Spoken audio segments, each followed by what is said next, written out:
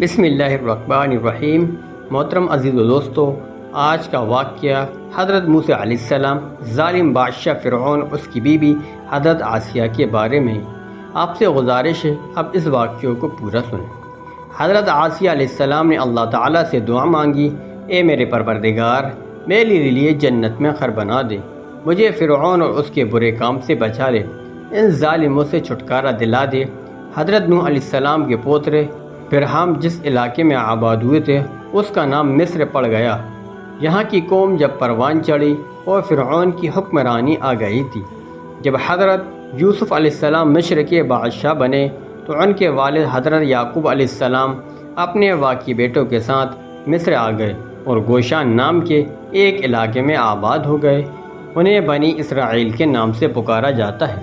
جب فرعون کو نجومیوں نے بتایا بنی اسرائیل میں اللہ تعالیٰ کا ایک نبی پیدا ہوگا جو تمہاری حکومت کو ختم کر دے گا اور اس کے ہاتھوں ہی تمہاری موت ہوگی، فرعون اس خطرے سے بچنے کے لیے الگ الگ طریقے آزمانا شروع کر دیے اور اس نے بنی اسرائیل پر اپنا غلام بنا کر ظلم ستم چالو کر دیے۔ اپنے کام کراتا بالکل نوکروں کی طرح، بنی اسرائیل میں پیدا ہونے والے لڑکوں کو قتل کروا دیتا اور لڑکیوں کو زندہ رہنے دیتا۔ اسے معلوم نہیں تھا اللہ تعالیٰ نے فیصلہ کر لیا ہے تو لاکھ کوشش کر لے اس سے کوئی فائدہ نہیں۔ کمزوروں پر ظلم کر کے انہیں اپنے بادشاہی اور طاقت کے ذریعے پریشان کر کے وہ اپنے بہت بڑے نقصان میں ڈال۔ اس کی بھلائی ایسی میں تھی کہ وہ اپنی طاقت پہ گھمنڈ نہ کرے اور اپنے آپ کو خدا ہونے کا دعویٰ نہ کرے۔ کچھ ہی وقت کے بعد فرعون اس کی سلطنت کو ختم کرنے والا بچہ بنی اسرائیل میں پیدا ہوا۔ حضرت موسیٰ علیہ السلام کے والد کا نام عمران، والدہ کا نام ایہ تھا۔ اسی نام کو یعقوب بھی کہا جاتا۔ انہیں بھی اس بات کا اندازہ تھا کہ ظالم فرعون ان کے بچے کو پیدا ہوتے ہی مروا دے گا۔ حضرت موسیٰ علیہ السلام کی ماں کو اللہ کی طرف سے وحی آ گئی کہ بچے کو اپنے پاس رکھنا، اسے دودھ پلانا، لیکن جب اس کی جان کو خطرہ لگے تو اسے دریا میں ڈال دینا۔ ڈرنا نہیں۔ کچھ وقت کے بعد پھر اللہ تعالیٰ کی طرف سے حکم ہوا، اس بچے کو ایک صندوق میں رکھو اور دریا میں ڈال دو، پھر دریا ایسے کنارے پر ڈال دو، پھر اس صندوق کو میرا اور تمہارا دشمن فرعون اٹھا لے۔ حضرت موسیٰ علیہ السلام کی والدہ اللہ تعالیٰ کے حکم کے مطابق حضرت موسیٰ علیہ السلام کو ایک صندوق میں رکھ کر دریا میں ڈال دیتی ہیں۔ جب بچہ والا صندوق دریا میں بہتا ہوا فرعون کے محل کے پاس جا کر پہنچا تو فرعون کی بیٹی اور اس کے غلام صندوق کو دیکھ کر حیران ہو گئے۔ اس کے بعد انہوں نے اس صندوق کو دریا سے نکالا اور ملکہ عاصیہ جو فرعون کی بیوی تھی اس کے حوالے کر دیا۔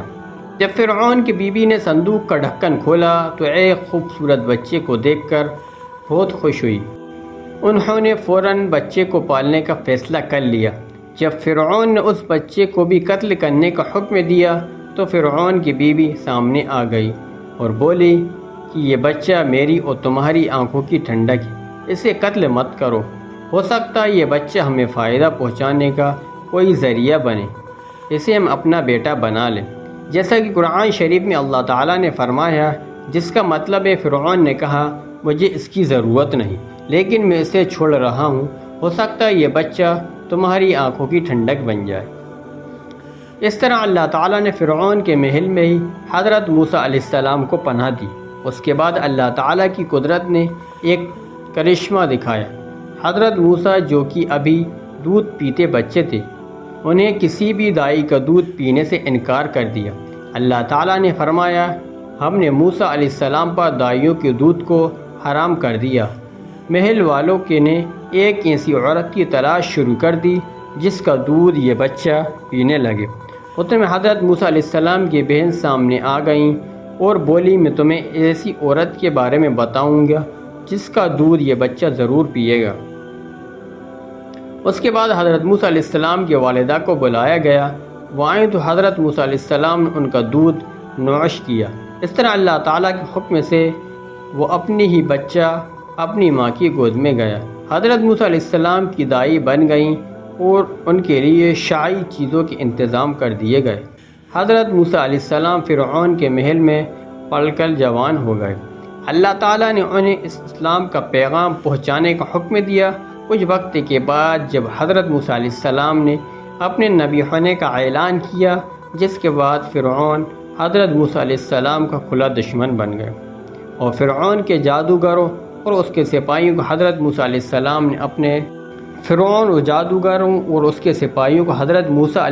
نے اپنے عصا یعنی لاٹھی سے شکست دی، تو وہ لوگ فرعون حضرت موسیٰ علیہ السلام پر لے آئے، اور حضرت آسیہ بھی حضرت موسیٰ علیہ السلام پر ایمان لے آئیں۔ لیکن وہ لوگ فرعون کے ظلم سے اچھی طرح واقف تھے، اس لیے ان لوگوں نے اس بات کا کسی سے بھی ذکر نہیں کیا۔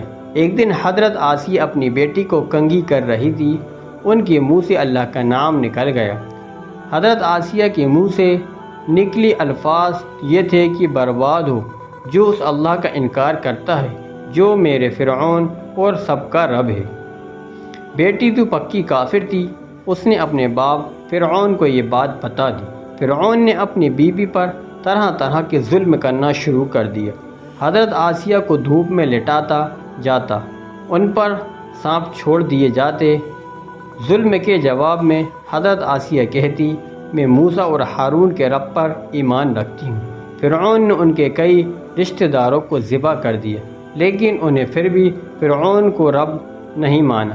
آخر فرعون نے ان کے ہاتھ اور پاؤں میں کیلیں گاڑ دی اور سینے پر بھاری پتھر پٹکتا۔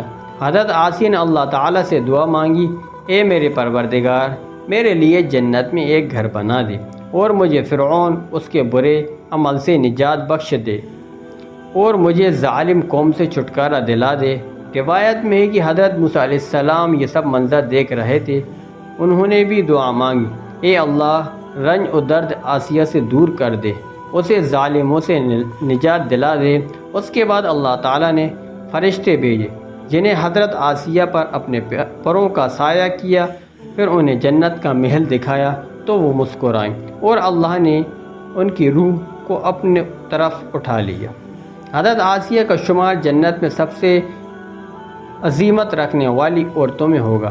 قرآن شریف میں سورۃ تحریم میں اللہ تعالیٰ نے اپنی دو مقدس نبیوں حضرت نوح علیہ السلام، حضرت لوط علیہ السلام کی بیویوں کی مثال بیان کی، جو نیک بندوں کی بیوی ہونے کے باوجود کافر رہیں اور جہنم میں جائیں گی۔ ساتھ ہی نیک بیویوں کا بھی ذکر کیا اور اپنی امت کی ایمان والی عورتوں کی مثال ہوں گی۔ ایک فرعون کی بیوی آسیہ، جو فرعون جیسے کافر اور اللہ کے نافرمان کی بیوی ہونے کے باوجود اللہ پر ایمان لائی۔ دوسری حضرت عیسیٰ علیہ السلام کی والدہ حضرت مریم۔